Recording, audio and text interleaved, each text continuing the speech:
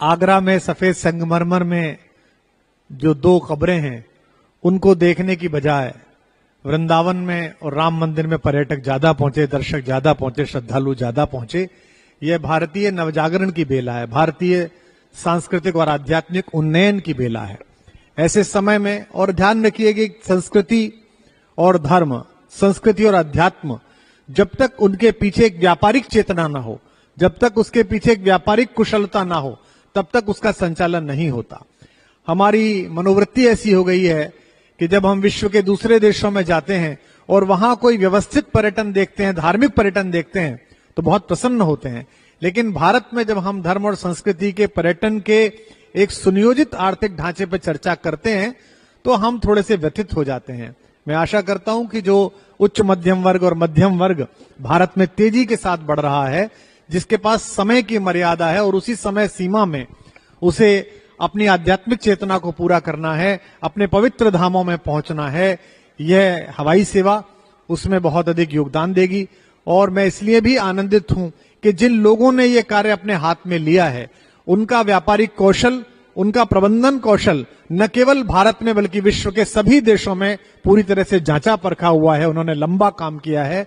आज इस अवसर पर मैं इस सेवा से जुड़े हुए सभी लोगों को बहुत बहुत शुभकामना देता हूं। और हमारे से जो पूर्व उद्घोषिका बोल रही थी, चूंकि वो अंग्रेजी में बोल रही थी, तो उन्होंने कई बार इसको स्यंदन बोला। ये मूलतः संस्कृत का शब्द है स्यंदन। जिस दैवीय रथ को बादलों के ऊपर चलाया जाता है उसे स्यंदन कहा जाता है, उस स्यंदन उसका नाम होता है।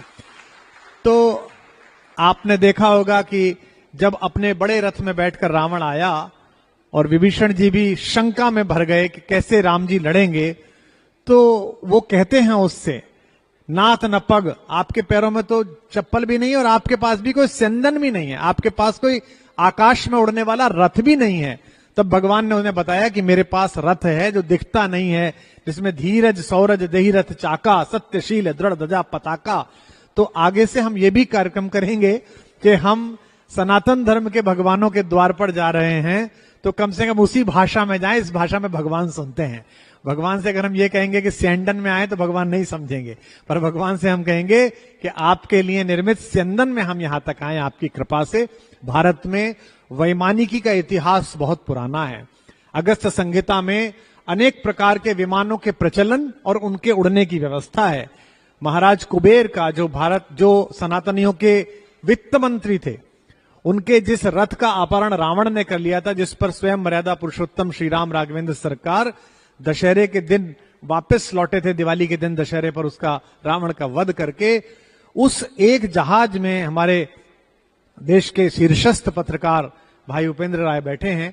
उनका अध्ययन विराट है और मेरे प्रिय परम प्रिय अनुज कपिल जो बहुत बड़े पत्रकार हैं, कपिल त्यागी, वो भी बैठे हैं। भगवान जिस रथ में लौटे थे उसमें 9 तल थे, सेना का अलग तल था और उसमें एक स्विमिंग पूल भी था।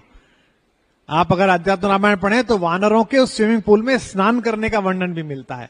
आज जब हम जाते हैं एक बोइंग में तो उसके 3 तल देख के ही हमारा दिमाग खराब हो जाता है। हम प्रथम श्रेणी में होते हैं तो वो हम कहते हैं नीचे कौन है, बोले नीचे साहब अब ये बिजनेस है, उसके बाद फिर इकोनॉमी है और उसके नीचे सबसे नीचे आपका सारे विमान का जो वैज्ञानिक यंत्र है वो और सामान इकट्ठा करने की जरूरत है। तो भारत वैमानिकी में इतना पुराना है, इतना प्रचलित है। तो यहाँ के जितने भी व्यवस्थापक है, विशेष रूप से इस हेलीपोर्ट के, उनको भी बहुत धन्यवाद। हमारे लोकतांत्रिक व्यवस्था के जनप्रतिनिधि यहाँ के एमएलए अनिल जी भी यहाँ उपस्थित हैं, उनको भी बहुत बहुत शुभकामनाएं। उनके माध्यम से दिल्ली में और पूरे इस क्षेत्र में विकास की एक नई गंगा बहे। और मैं इसलिए भी इनसे विशेष रूप से अनुरोध कर रहा हूं कि उस विकास के अवरोध में थोड़ा बहुत योगदान मेरा भी था, तो कृपा पूर्वक वो बैकलॉग भी उन्हें पूरा करना पड़ेगा, जो उन्हें मिला है उसको तेजी के साथ पूरा करें। और अच्छा लगता है कि इस बार जब मानसून में आहटें आई तो प्रशासन दुस्त था और कोई ऐसी घटना नहीं हुई जिसके कारण हमें कष्ट हो और जिसके कारण ऐसी स्थिति हो। अब आने वाला है मौसम प्रदूषण वाला, उसको भी आप फेस करेंगे।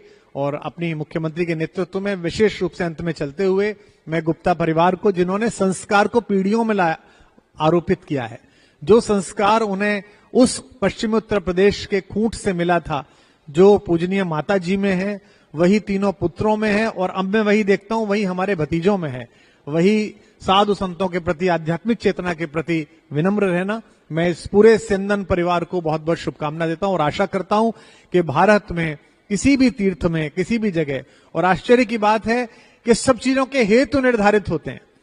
मैंने 7 वर्ष राजस्थान में सेवा की, 7 वर्ष में प्रथम श्रेणी राजपत्रित अधिकारी राजस्थान में रहा, और अभी भी मेरी श्रीमती जी राजस्थान सरकार की सेवा में हैं।